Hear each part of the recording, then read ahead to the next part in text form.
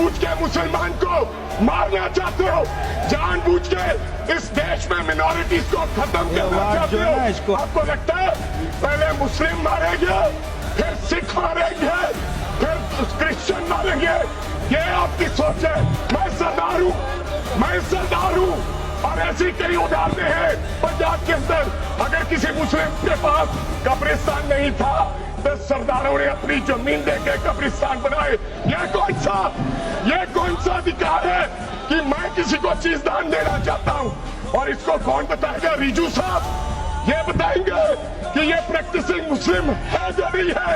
आज गृह मंत्री साहब ने कहा गवर्नमेंट प्रॉपर्टी पर किसी का अधिकार नहीं है, पंचायत की जमीन कोई दान नहीं दे सकता है।